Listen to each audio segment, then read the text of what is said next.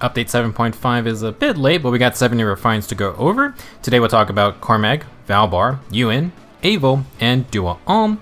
We also have remixes for Legendary Edelgard and Mythic Leaf. Lots to discuss, so let's get into it. First up, my boy Cormag. He's a Heroic Grail Lance Flyer. I've been waiting for his refine, and I think he got a pretty decent deal. Revenger Lance is a great name, and it's a 16-might lance that can specials. If Cormag initiates or is within 2 spaces of an ally, he gets +4 to all stats, and if the foe is more than 75% HP, he also gets a follow-up attack. For a Heroic Grail unit, slaying plus free follow-up is about as good as it gets. For the actual refine, if Cormag has more than 25% health, he gets another +4 stats, no guard, and reduces damage from foes' attacks by 15% of his defense during combat. Actually decent stuff. Accelerated specials with no guard is fantastic, and it means Cormag has faster specials, plus is always charging them up. On top of +8 to all stats, he also gets defense scaling damage reduction.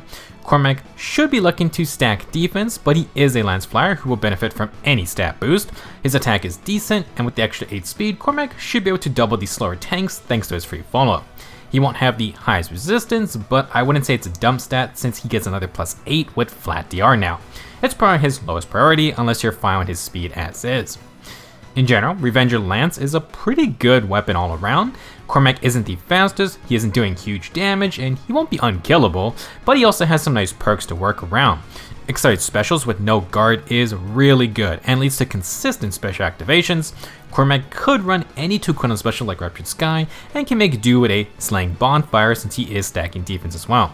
You can also do Gale Force with Heavy Blade if Cormag can get those follow-up attacks. If you want a more brawling jack-of-all-trades unit, then the new Guard Bearing 4 might be really fun.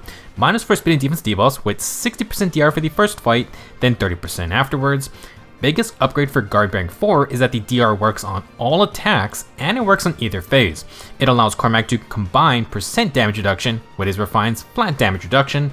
Brave Dimitri has proven how potent that combo can be. If you want to try this out, you have until the next reset to get Rearmed Ingrid. Once she is gone, who knows how long before this skill is back, and I do not think Guard Bearing 3 is good enough. If you do get Ingrid, and you had the previous Guard Bearing 3 fodder, then you might also be able to get Speed and Defense Rain, or Hold, maybe just take the Arcane Lewin as well. If you're able to get Speed and Defense Rain, you would get -8 Speed and Defense debuffs with Guard Bearing, and it ain't bad, although you want an attack rain for more protection. This is a situation where Oath 4 could be a good rain replacement. Cormag wants defense for himself, but there is no defense Oath 4 skills just yet.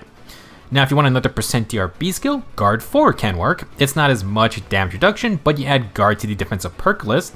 It's not damage reduction, but Wyvern Flight also an option. I think Cormag would have to run Solid Ground though. For more offensive playstyles, you could also go with Near Trace Kanto, Flow skills, or Flow Near Trace, which is fine. Maybe pair that with Attack Smoke 4 for mixed phase tanking. For A skills, Catch 4 or Clash 4 work fine. Attack and Defense or Speed and Defense would be ideal. Since Cormag has no guard, Sturdy Surge could be interesting. Consistent special procs means consistent % max HP healing that could pair nicely with a mixed phase build. Not gonna leave it out, but if you're stacking defense and take a % DRB skill, then Ouch Shield can be used for your total anti-archer capabilities, maybe throw in Distant Counter. Overall, I think Cormag got a pretty good refine. Having started specials with no guard is huge considering both Arcane Lances have Slaying. Definitely not overpowering, but unique enough to be worth using. I'll definitely be taking my Cormag to +10 merges with a new build for sure. Next up we have Valbar, one of the few 3 to 4 star arm units. Valbar gets his own lance, and it's a 60-might weapon that states if unit is within 3 spaces of an ally, grant +5 attack and defense, and if foe is initiating, reduce damage from follow-up attacks by 60%. Nothing too crazy, but with an enemy phase condition, we already know where this is going. For the refine, if foe initiates combat or has more than 75% HP, grant +5 attack and defense, grant breath type cooldown reduction, and restore 7 HP after combat. Pretty simple to understand weapon. Valbar can get +10 attack and defense to go with his more defense heavy stat spread. He then gets breath type cooldown, which is good, plus 60% DR on follow-up hits, and 7 HP sustain after combat. Valbar is expecting to get hit twice, so enemy phase defensive builds are pretty much the go-to. Luckily for Valbar, enemy phase defensive builds are what 95% of arm units are running these days. His resistance isn't completely terrible, but the fact his weapon does not add any more is concerning if you wanted a far saver. Valbar does have high base HP, but he's going to be getting hit a ton, so the lower res does make near saves seem better. While he does get increased current reduction, Valbar does not have the slaying effect, meaning slaying bonfire counterattacks are not possible. Unless you want to counter with Moonbow Glimmer or Ruptured Sky, you may want to run Ignis or Aether. At this point, you kinda need a follow-up to use those specials, so Slick, Crafty, or Wily Fighter are your options. Guard would be good to avoid specials that might pierce Valbar's DR, but you're open to pre-charge specials. You technically can deal with those via Hardy Fighter, however, Valbar will have to run Escutcheon instead of Pavis. He can recharge Escutcheon on the counter, but if he gets hit twice, you have no follow-up to recharge a second time. Valbar has that 7 HP sustain for savior builds, but keeping the defensive special charge is most important too. If you want to run an offensive special but still get Versed DR with a follow-up attack, then Quick Riposte 4 actually provides just that. My only concern with this is that armor skills are getting tier 4 upgrades decently fast, so they might just get a better Quick Riposte skill to utilize. Overall though, it does feel like Valbar is in a slightly rough spot. He doesn't get extra res and is expecting to get hit twice, so magical tanking is dicey. He gets a good 60% DR on follow-ups, but that may leave him open to a special proc without guard. If you want to run Hardy Fighter, you have to use the weaker special option, and you have no follow-up attack, which means no kill pressure, and potentially inconsistent specials. Even if you did run Far Saved, Armored Beacon is awkward due to lack of slaying. Personally, this makes this refine tough to use when Arcane Chiang exists. It's possible Valbar's Lance finds better synergy with some of the future tier 4 armor skills, but currently, it's nothing super crazy you can't find on pretty much any modern 5-star arm unit. Up next we have Ewan, a retired 5-star red infantry mage. Ewan has decent attack and res with okay speed, typical low HP defense mage, but Ewan will be a bulkier mage than the norm. His Pupil's Tome has 14 might, and if Ewan initiates or the foe is a ranged unit, grant plus for all stats, get 30% damage reduction for 1 hit, and neutralize attack and res debuffs during combat. Pretty good general perks. Percent DR is not the most common on mages, and debuff neutralization is always good. For the Refine, if unit is within 3 spaces of an ally, grant another plus for all stats, inflict attack and res debuffs on the foe equal to 20% res at the start of combat, and grant a free follow-up attack. We have another pretty general all-around type Refine. Ewan gets plus 8 to all stats and a free follow-up, which is good. He then gets 30% DR and can inflict attack and res debuffs that scale off his flat res stat. You ideally want that res super boon he has with as much merges and dragonflyers as possible. But Ewan will still inflict decent debuffs without going all in on flat res. At 40 resistance, that will get him minus 8 attack and res debuffs, not bad at all. Compared to the Arcane Eclipse Red Tome, Pupil's Tome basically covers 3 out of the 5 perks on the weapon. Ewan gets more stats and neutralizes res debuffs. He then gets 30% DR and good attack and res debuff. You trade that for Ixar's specials and Quick Impulse. Sadly, that might still be the better perks to have. Generally speaking, to differentiate himself, Ewan is going for a much more defensive playstyle compared to Arcane Eclipse's pretty simple offensive nuke playstyle. One way to go about it is to stack more flat resistance to improve the Refine's attack and res debuff scaling. Stillwater isn't bad, but Fortress Defense and Res 3 can work to not tank your defense. You could then use all this flat res to proc the new Sabotage attack and res B skill, which has an in-combat effect that doubles down on more debuffing. For extra warping and buffs, you could then top it off with attack and res Oath 4. If you do stack flat resistance, Ewan is playing catch up to the more modern high res units, and honestly, it may not be worth it to tunnel in on only flat res. Instead, you could opt for some other combative effects like Finish 4, Lulls, No Follow-Up, Guard 4, maybe even a tier 3 dual stance. If you did want that supported playstyle for a tank mage, then you could go with a Rally Ruse combo, and then add on team buffs like Joint Distant Guard. Sadly, Pupil's Tome's base effect only works on ranged foes when enemy phasing, so that kinda rules out any fun close counter builds. If you do want to build resistance, then Mystic Boost 4 can be fun. Bonus attack deals with healing, and you have a hard counter into all the new healers depending on Wrathfire Dazzling Staff. If you prefer a more aggressive build, then Ewan could take advantage of the new remote A skills to stack damage reduction. He has decent base attack, and you are getting plus 8 attack with at least around minus 7 or minus 8 res and debuffs with a free follow-up attack. Since he inflicts attack debuffs, that makes Heavy Blade easier to use, and you could include the always present Special Spiral 4 with Times Pulse. Sadly, at that point, Arcane Eclipse may just be the better for the faster cooldown. Ewan's Refine is definitely not as explosive as the Arcane Red Tome. It can lend itself to a more annoying playstyle with some survivability and damage. I would say you could try a mixed phase setup, but again, for the enemy phase, Ewan doesn't even get his 30% DR against melee foes, so you kinda gotta be careful. I think a fully invested Ewan can have some fun, but from a damage perspective, I don't know how you outdo Arcane Eclipse with Special Spiral 4's DR Piercing, which then self-loops. Unless there are some specific tank skills for mages coming out, Ewan is going to have to settle for an odd res stacking hybrid support tank setup, or he has to try to brawl it out while taking hits back. Next up is Eyvel, who is a sword infantry unit.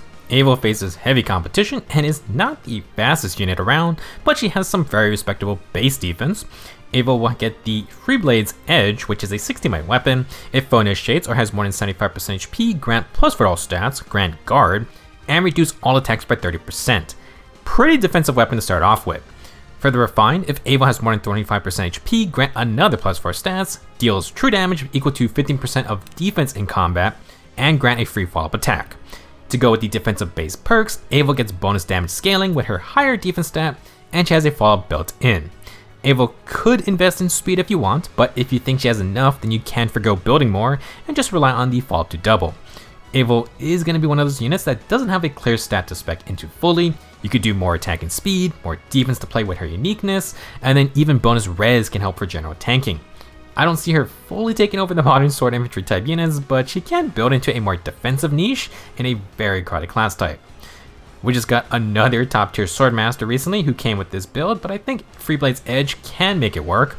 The Finish 4 plus Bulwark combo is an interesting one. You get the Super Obstruct effect to protect your backline, and you get 7 HP healing on hits with 7 HP healing after combat. Lots of sustained potential, but not the strongest combative power from the Beastline.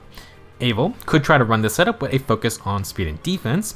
There is no speed and defense finish yet, so you either go defense and res finish or the more damage focused attack and speed finish.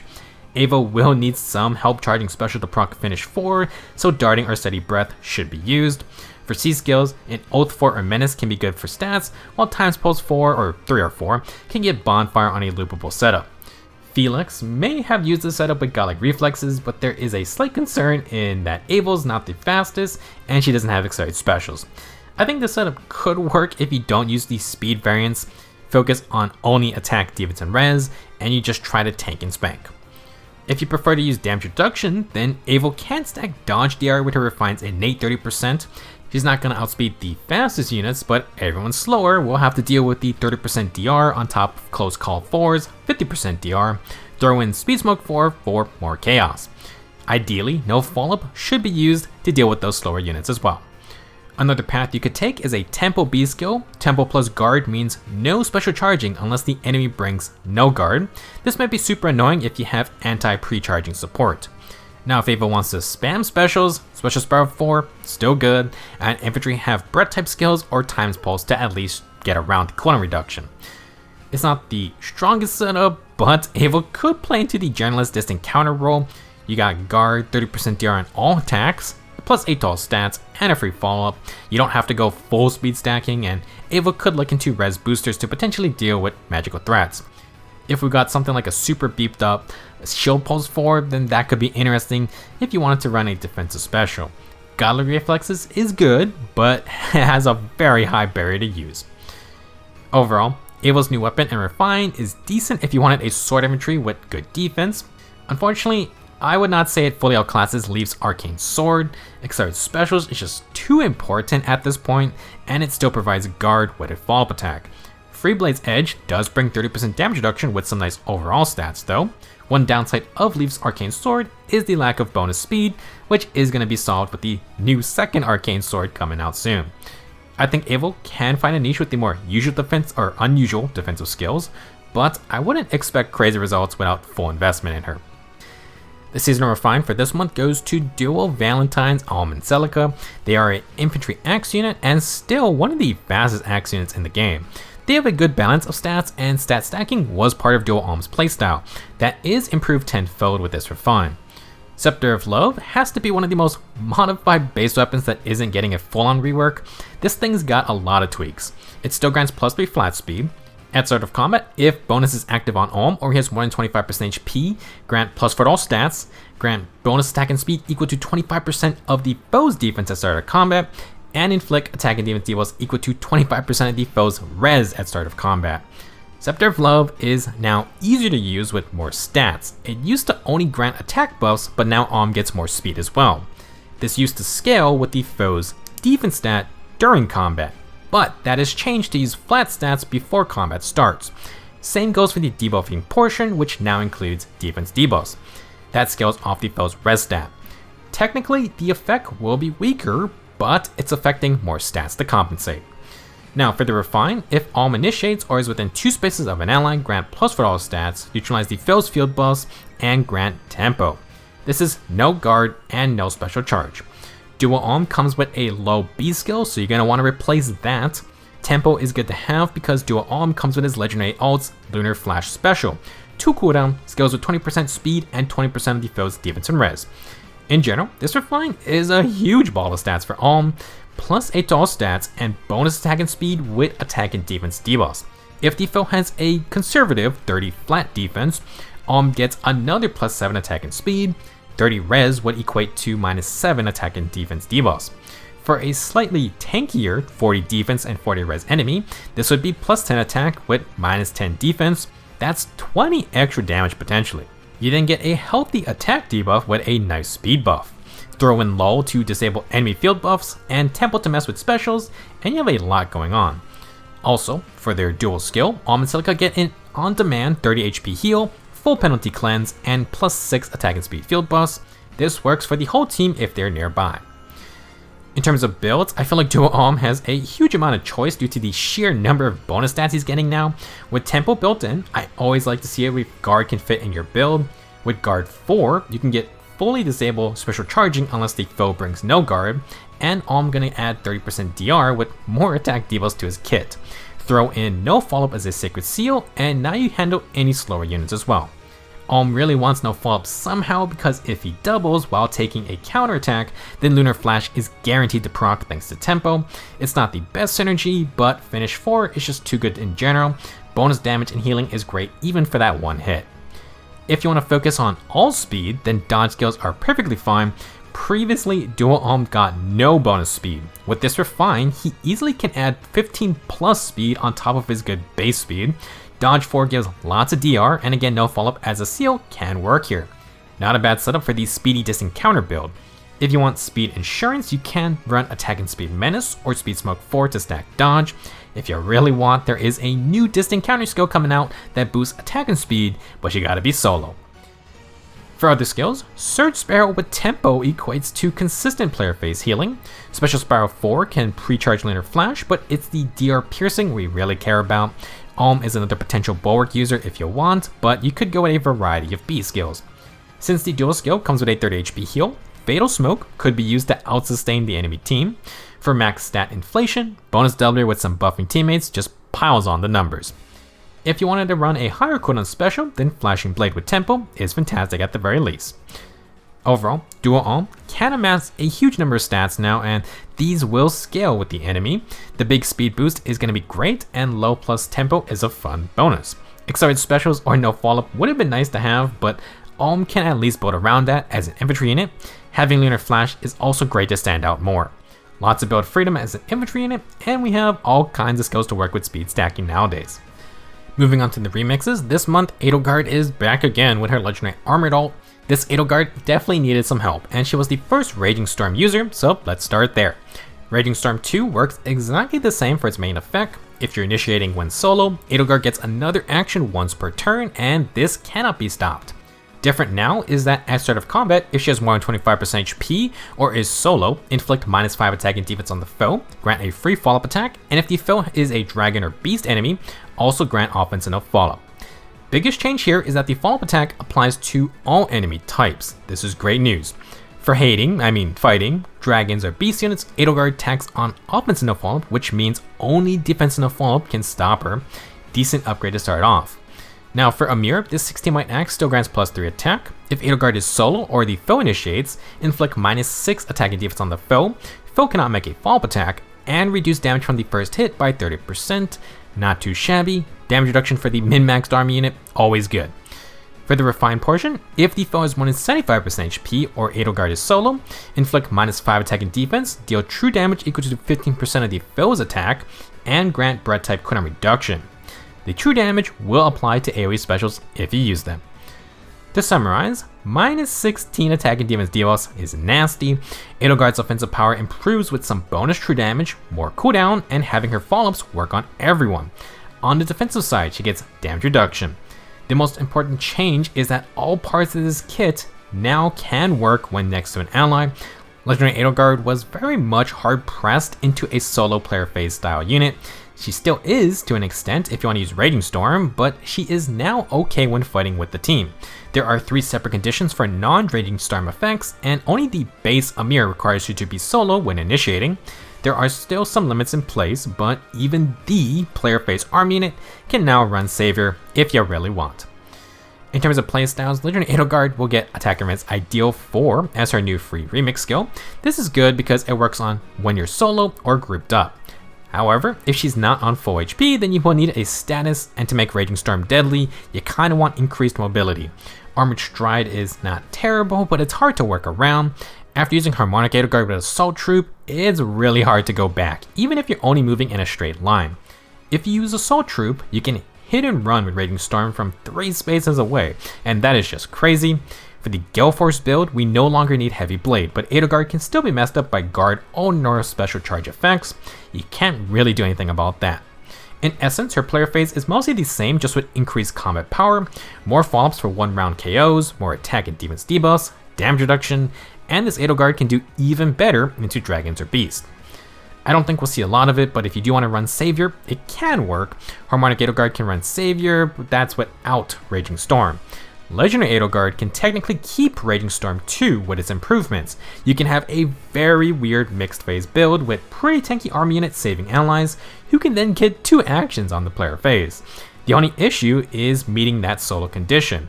Either give Edelgard Armor March / Boots, or pair her with 2 space warp skills like the new Guidance 4. That will give her the space needed to proc Raging Storm, but you ideally would want extra movement on top of all of that as well. Regarding Hardy Fighter, I guess it can work. It can work with Aymr alone, but like Valbar, Edelgard runs into that awkward special cooldown problem. She has to run the 2 cooldown defensive specials, and you lose that follow-up attack we only just gained, not to mention you're gonna lose some debuffs. I feel like not running Raging Storm defeats the purpose of using Edelgard in the first place. Speaking of special cooldown rolls, if you go with a non-Gale Force option, Edelgard can't charge Bonfire in 1 action. Fallen 80 shows the power of slaying Bonfire with her enemy phase or Raging Storm's extra action. You could go with Ignis, but Edelgard also doesn't gain a ton of defense with her Remix and Refine. It's all attack debuffs for the most part. Since she does have an innate disdain for Dragons and Beasts, Ruptured Sky isn't terrible. Her Refine already has a mini Ruptured Sky built in. Overall, I don't feel like this is a bad Refiner remix. It makes Legendary 80 much easier to use in general, which is good, and it tacks on a good amount of bulk with perks such as Breath type cooldown. There is the issue of no slang effect. Once again, it just makes things very awkward, especially if you run into Guard or Tempo. We have some insane Axe Arm units if you want a Savior armor. While she can run Savior now, Legendary Edelgard's main trait is going to continue to be Raging Storm's player phase potential. Last on the list for today is Mythic Leaf, an infantry sword unit. Leaf is another unit who really needed some help, and he definitely got some juicy new upgrades. Sokkvabekkr states if Leaf is within 4 spaces of an ally, grant +6 to all stats and a free follow-up, but after combat, if Leaf attacked, you deal 20 damage to the nearest ally. If Leaf special is ready or has triggered, deal +5 true damage on hit, and heal 7 HP per hit during combat. Essentially, the base effect has a larger range and more stats, while also adding the Finish 4 perks for prime specials. The main downside of running Leaf is that large 20 damage to allies after combat. If he is grouped up with his team, you can chunk multiple allies, and that's obviously not a good thing most of the time. If Leaf battles, you absolutely must have a plan to deal with the recoil team damage. For the Refine, Leafs will get accelerated specials, and on turn 1 he gets -2 special cooldown. If he has more than 25% HP, he gets +4 all stats and 30% DR for 1 hit. After an entire video lamenting the lack of slaying effects, we finally get it here, and Leaf even gets a super quick impulse on top. For those unfamiliar, Leaf has a unique special called Open the Future, which is a 3 cooldown bonfire that heals part of the damage dealt. With this refine, it now becomes 2 cooldown, and Leaf pre-charges it. This is insanely important for his remix Deadly Balance Plus. This B skill works when Leaf is above 25% HP or the foe has an active penalty. It inflicts -5 attack, speed and defense, guard, and grants blade type cooldown when the enemy hits Leaf. In addition, it now neutralizes damage reduction skills when special triggers, and after combat it grants -2 cooldown. Leaf got some insane upgrades. Basically, Special Sparrow 4, Slaying, Quick Impulse, Finish 4, and bonus damage reduction with guard. If you add up his buffs and debuffs, he basically gets +15 to all stats, and Open the Future heals 25% damage done on top of that 7 HP healing. All of this alone is absolutely crazy. The trade-off is that 20 damage to allies after every single fight. That drawback is huge, and it makes it tough to slot Leaf into any old Raid the Raids team. Despite the nice upgrade, he also still doesn't get any Mythic Blessing bonuses, and this is a full-on pure combat refine. Arguably, the 20 damage can be used to your advantage, but you need to run things like Desperation or the new Escape Route 4.